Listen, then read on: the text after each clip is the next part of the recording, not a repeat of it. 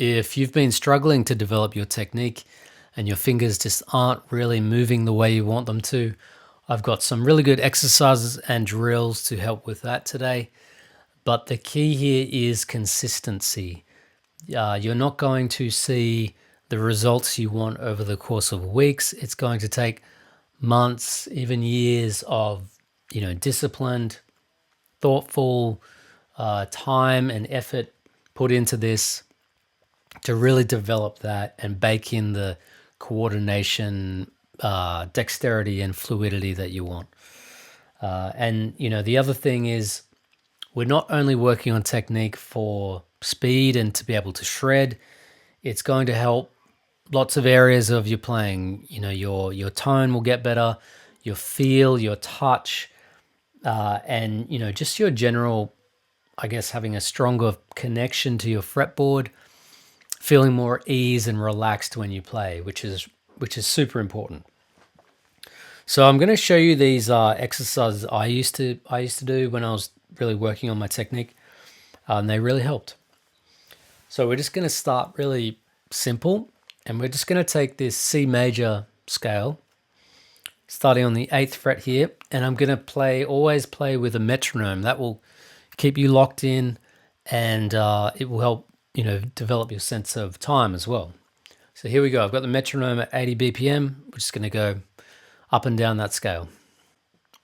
1, 2, 3, 4.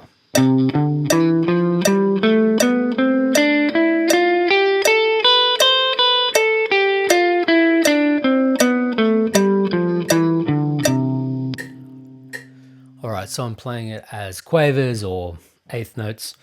Now, you also want to add some variations into that scale. In the real world, you're not going to be just going up and down scales all the time. So you want to add a variation in, and the first variation you want to do is third. So that would be starting on the first note and then going straight to the third note. So skipping over the second note. And then you keep repeating that pattern. So then you'd start on the second note and go straight to the fourth note. And so on. So then we'd have 3, 5, 4, 6, 5, 7, 6, 8. Okay, so let's run that one with the metronome again. 2, 3, 4.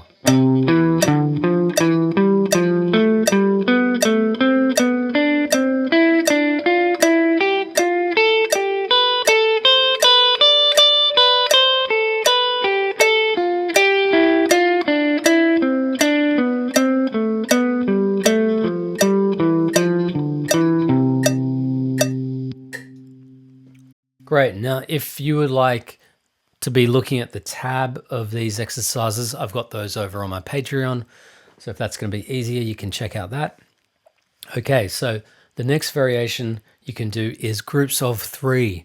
So that would be 1, 2, 3, and then going to start on, so we started on 1, then we're starting on 2. So 2, 3, 4, then the next note, 3, 4, 5, 4, 5, 6, 5, 6, 7, 6, 7, 8. And this one works well as, you can do these to vary the rhythm a little bit. You can do these as triplets. So that would be 2, 3, 4.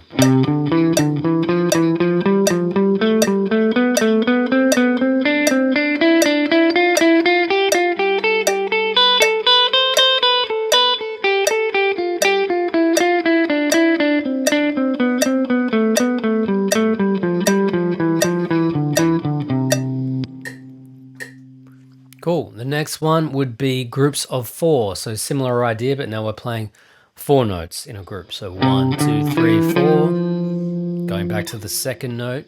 2, 3, 4, 5. 3, 4, 5, 6. 4, 5, 6, 7. 5, 6, 7, 8. Okay? Now, because they're groups of 4, it works well to do those as semiquavers or 16th notes. So here we go. 1, 2, 3, 4.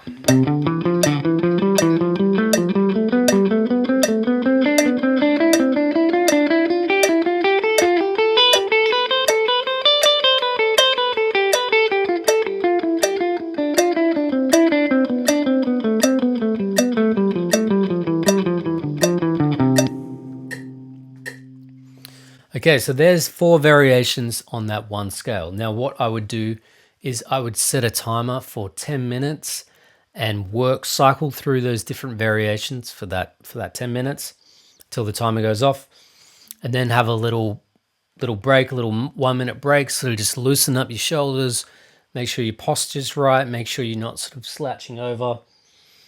You know, one thing is if you're slouching over, your skull's pretty heavy, so you know that's going to put strain on your shoulders and your back.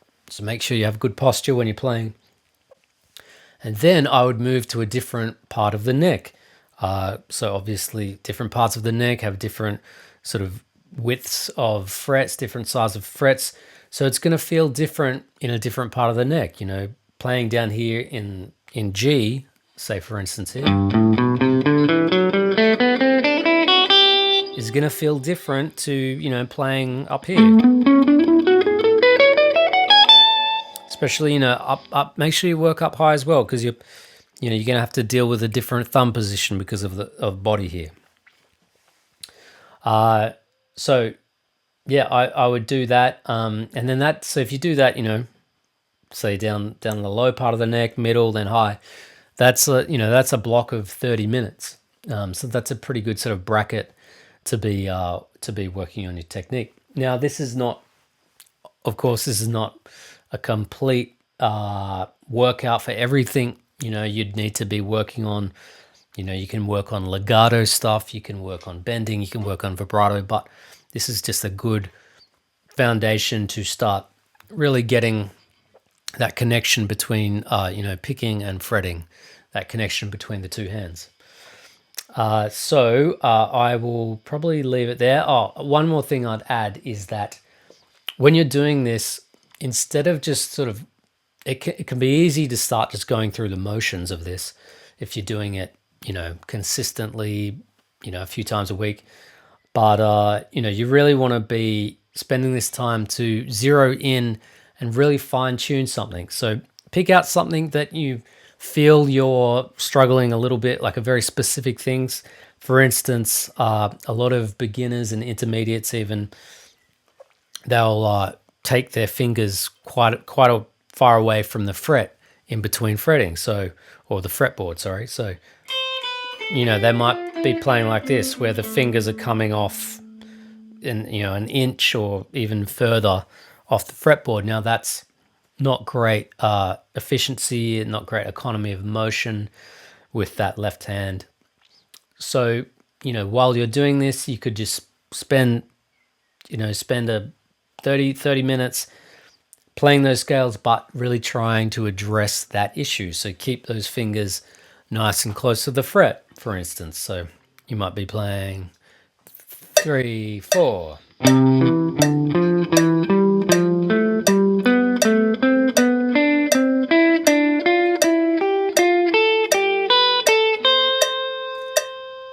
And, you know, the same goes for the right hand. A lot of people, you know, struggle a little bit with getting real precise movements and accuracy with their pick. You know, they might be using their whole forearm to pick, you know,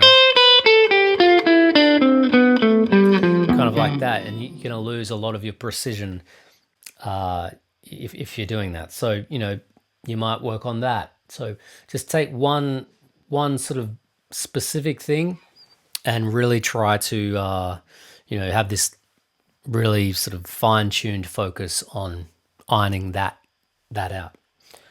Okay, guys, we'll probably leave it there. But yeah, give me a like, subscribe. It's going to help the channel. And happy playing. You know, this is something everyone has to grapple with. Nobody is born with good technique. It's something, you know, we all need to work on and go through this journey. But guaranteed, if you're stuck in the mud, you're not going to get out of it just by wishing or hoping you improve. You need to actually put in the work.